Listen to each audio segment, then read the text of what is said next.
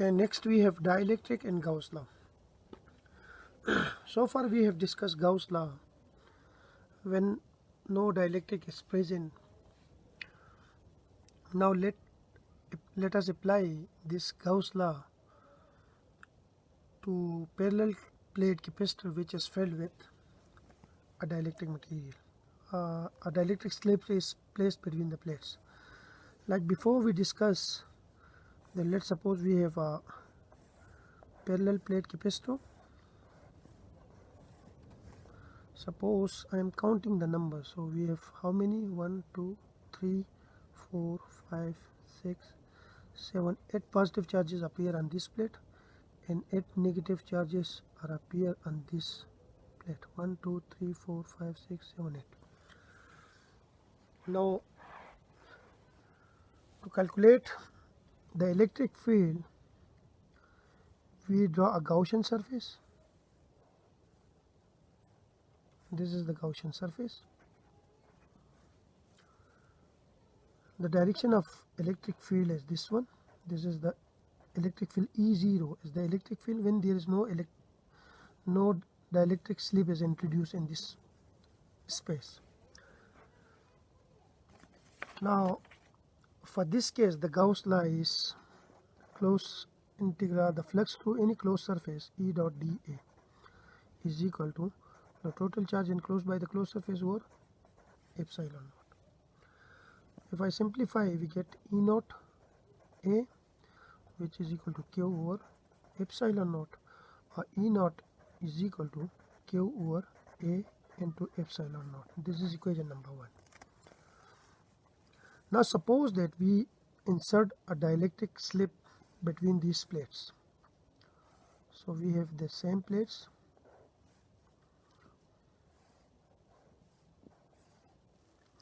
Here we have 8 positive charges and here we have 8 negative charges. Now I introduced a dielectric slip here such that negative charges are induced on this surface and positive charges are induced on this surface. I'm not going into the detail that how these charges induced, because we already did in the previous video. Now here I will draw a Gaussian surface.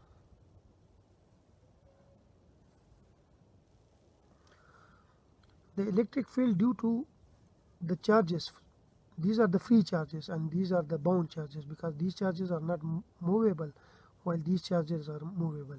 So these charges are free charges and these are the bound charges.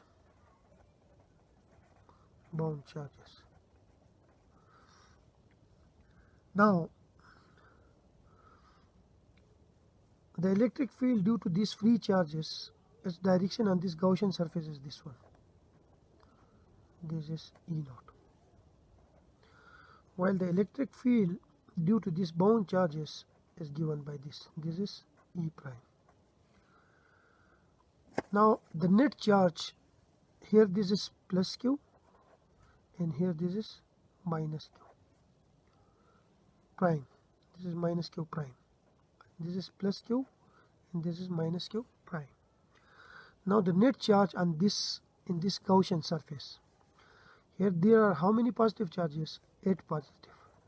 And how many negative charges are there? 3.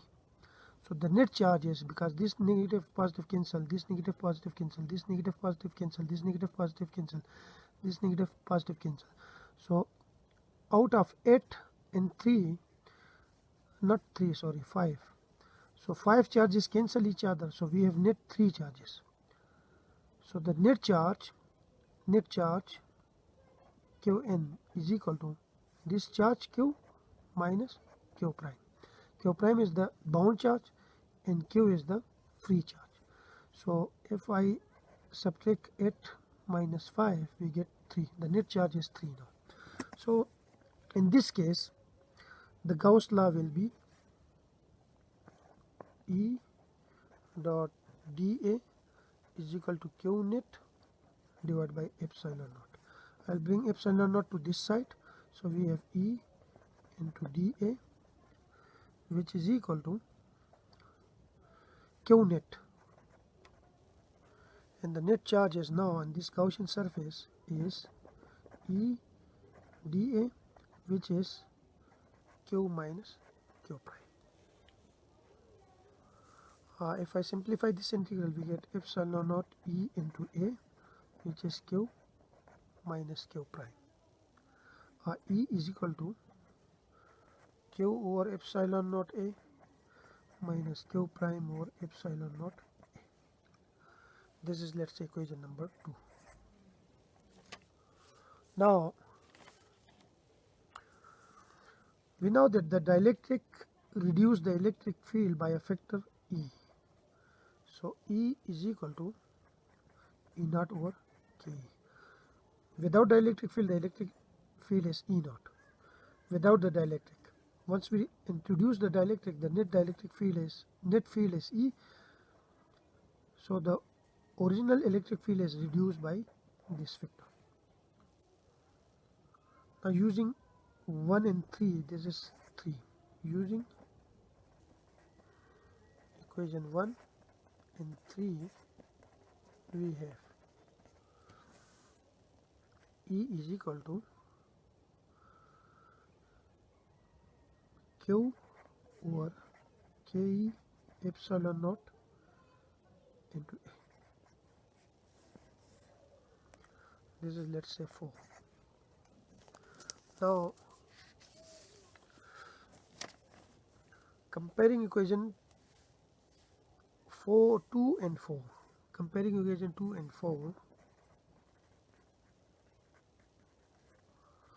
Equation 2 and 4.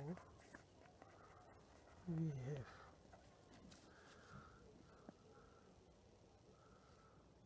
Q over Ke epsilon naught A is equal to Q over epsilon naught A minus Q prime over epsilon naught A. Epsilon naught A cancel with this one, so we have Q over Ke is equal to Q minus Q prime. I can say that Q prime is equal to Q minus Q over Ke. I can say that Q prime is equal to Q into 1 minus 1 over Ke. So from this equation we say that these are the induced surface charges, these are the bound charges, and these are the free charges. Because I already mentioned here, these are the free charges Q, and Q prime are the bound charges. So the free charges, we can say that the surface charges, the induced charge on the dielectric material, are always less than the bound charges, because this factor is always less than 1. If a factor multiplied by less than 1 multiplied by something which is also become less smaller, so it means that Q prime is always less than Q. These are the bound charge,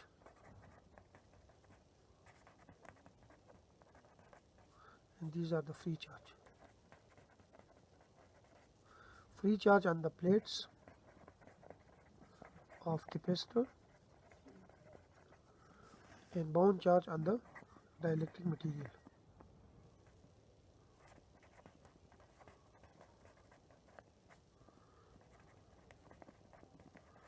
So the charges induced on the dielectric material are always less than the charges produced on the capacitor. Now Gauss law is epsilon naught E into dA is equal to Q minus Q prime. Now using equation 5, this is, let's say, equation 5. Using equation 5, we have epsilon naught E into dA is equal to Q minus Q prime, and Q prime is basically minus Q into 1 minus 1 over Ke. So this will become equal to Q minus Q plus Q over K. Just cancel with this one. So epsilon naught integral of E into dA is equal to Q over K. I can write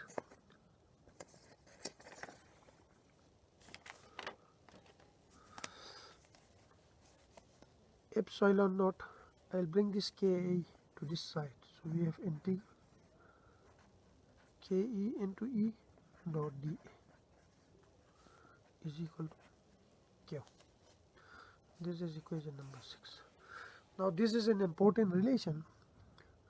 We derive this relation for the case of parallel plate capacitor, but this result is also hold for any kind of situation.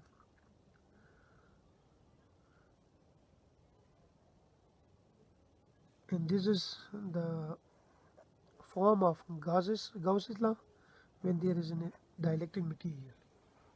So we have to note two things here. The first one is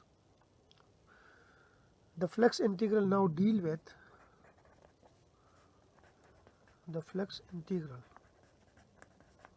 This is the flux integral. Now deal with Ke into E instead of E. So we have a new term Ke into E. We will deal with this one. Before we deal only with this one because this term was 1. Now we are dealing with this factor. And this is consistent with the reduction of E by a factor Ke, because Ke into E is basically E naught. So in the new form of Gauss law, when there is a dielectric material, the flux integral is dealing with this factor instead of E naught. And this is equivalent, or this is consistent with the reduction of E by a factor Ke. That is, Ke into E is equal to E naught. We can say that from this E is reduced by E naught over Ke. And the second thing is the charge Q contained within the Gaussian surface. The charge Q contained within the Gaussian surface is taken to be free charges. Free charges only. So here this Q is the free charge, while the induced charges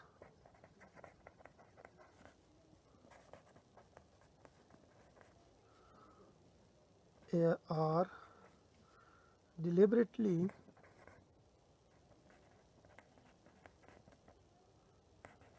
omitted on the right side of equation 6, because there is no induced charge on the right hand side of this. So the Gaussian surface contain only the free charges, which are the charges on the capacitor, while the charges on the induced on the surface, they are deliberately omitted on the right hand side of this equation. So this is what we call it Gauss law with dielectric material. So this is an important relation, and in the next video we will solve problems related to this one. Thank you.